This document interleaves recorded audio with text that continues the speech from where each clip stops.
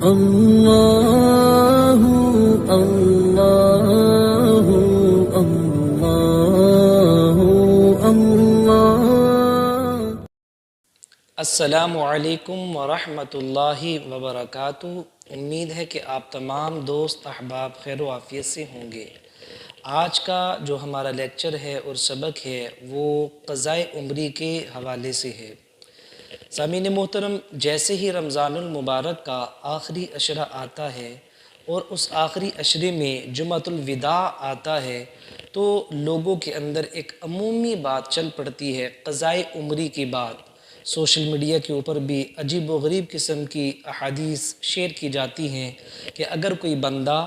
جمعۃ الوداع کے دن 2 رکعات نماز نفل پڑھ لے، اور اس کا خاص طریقہ لکھا ہوتا ہے کہ پہلی رکعت میں یہ والی صورت پڑھے، پھر یہ فلاں کلمات اتنی مرتبہ پڑھے، تو اس کی زندگی میں جتنی نمازیں بھی قضا ہوئی ہوں وہ ساری کی ساری ذمے سے ساقط ہو جاتی ہیں۔ تو یاد رکھیے گا، 10 لاکھ ذخیرہ احادیث میں اس کی کوئی مستند اور مرفوع متصل سند موجود نہیں ہے۔ علماء نے اس حدیث کی تردید کی ہے، ایسی کوئی حدیث نہیں ہے، اور نہ ہی نبی پاک صلی اللہ علیہ وسلم سے ایسا کوئی عمل ثابت ہے کہ آپ نے صحابہ کو یا امت کو بتایا ہو کہ جمعۃ الوداع میں صرف 2 رکعات نماز نفل پڑھ لیں تو آپ کی ساری زندگی کی قضائیں ختم ہو جائیں گی۔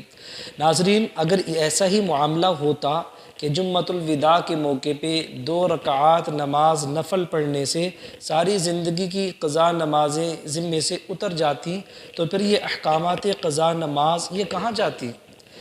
نماز کے قضا ہونے کے اتنے زیادہ احکامات ہیں تفصیل کے ساتھ کہ کس نماز کو کس طرح سے پڑھنا ہے، پھر اس کا کیا معنی تھا۔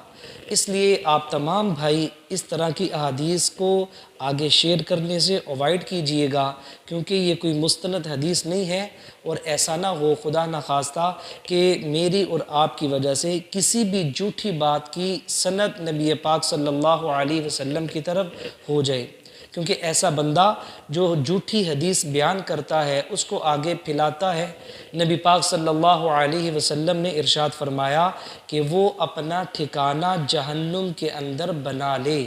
یعنی اس کا جہنم میں جانا یقینی ہے۔ اور یہ اس وجہ سے ہے، اگر آپ کی طرف کسی بات کی نسبت کی جائے اور آپ کا نام لے کے کوئی بندہ آپ کے جاننے والے سے یہ کہے کہ فلاں بندے نے مجھے یہ بات کہی ہے، اور حقیقت حال یہ ہو کہ آپ نے وہ بات کہی ہی نہ ہو، تو ذرا امیجن کیجئے گا کہ آپ کو کتنا برا لگے گا، آپ کو کتنا غصہ آئے گا جب آپ کو پتہ چلے گا کہ آپ کا نام یوز کر کے لوگ یہ والی بات آپ کی طرف منسوب کر رہے ہیں، تو آپ یقیناً خفا ہوں گے۔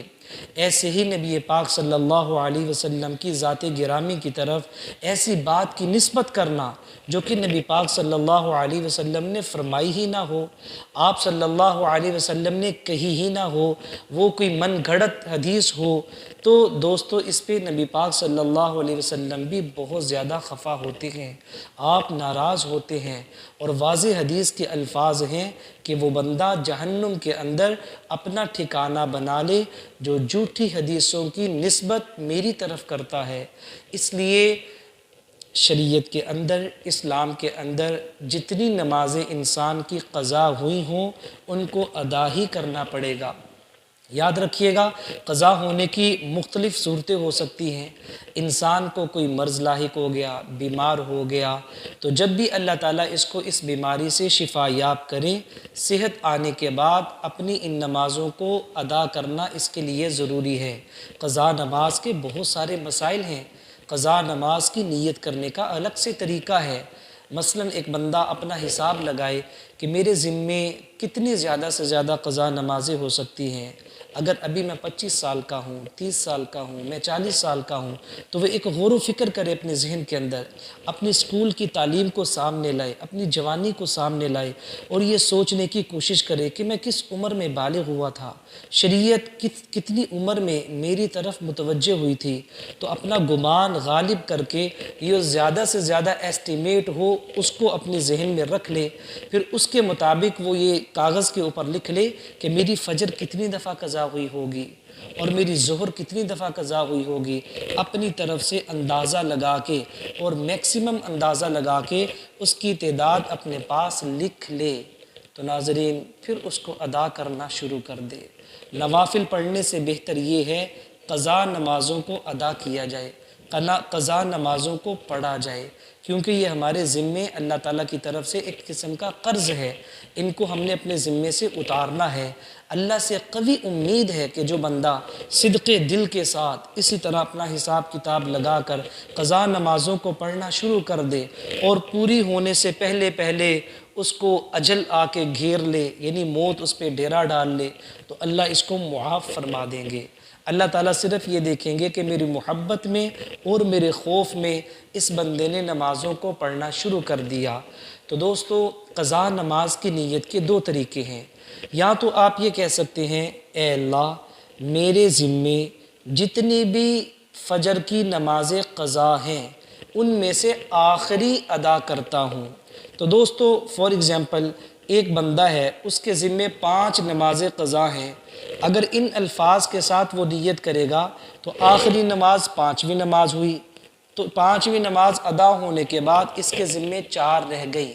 پھر دوبارہ جب یہ کرے گا کہ یا اللہ میرے ذمے جتنی نمازیں ہیں ان میں سے آخری پڑھتا ہوں، تو آٹومیٹکلی چوتھی کی نیت ہو جائے گی، پھر آخری کی نیت کرے گا تو تیسری کی ہو جائے گی، اس طرح کرتے کرتے کرتے ساری نمازیں اس کے ذمے سے اتر جائیں گی۔ اور دوسرا طریقہ یہ ہے، وہ یوں کہہ سکتا ہے کہ اے اللہ میرے ذمے جتنی ظہر کی نماز قضا ہیں ان میں سے سب سے پہلی پڑھتا ہوں، تو جب سب سے پہلی کہے گا تو آٹومیٹکلی پہلی پہلی کرتے کرتے کرتے آہستہ آہستہ ساری نمازیں اس کے ذمے سے اتر جائیں گی۔ آج کے لیکچر کا لب لباب یہی ہوا کہ اس بات کی طرف نہ جائیے گا کہ 2 رکعت نماز نفل پڑھنے سے قضائے عمری ہو جاتی ہے، یہ وسوسہ ہے، یہ شیطانی وسوسہ ہے، اس کا حدیث کے ساتھ کوئی تعلق نہیں ہے، نہ نبی پاک صلی اللہ علیہ وسلم نے فرمایا ہے اور نہ ہی ایسے نمازیں اپنے ذمے سے اترتی ہیں۔ لہٰذا جو طریقہ میں نے آپ کو بتایا ہے اس کے مطابق اپنی نمازوں کو ادا کرنا شروع کر دیں، اور مزید اگر آپ کو کوئی بات پوچھنی ہو تو میرے اس نمبر پہ رابطہ کر کے قضا نمازوں کے حوالے سے آپ جانکاری لے سکتے ہیں، یا کمنٹ سیکشن کے اندر بھی آپ پوچھ سکتے ہیں۔ انشاءاللہ تعالیٰ آپ کا جو بھی مسئلہ ہوگا اس کا آپ کو مناسب جواب دے دیا جائے گا۔ السلام علیکم ورحمۃ اللہ وبرکاتہ۔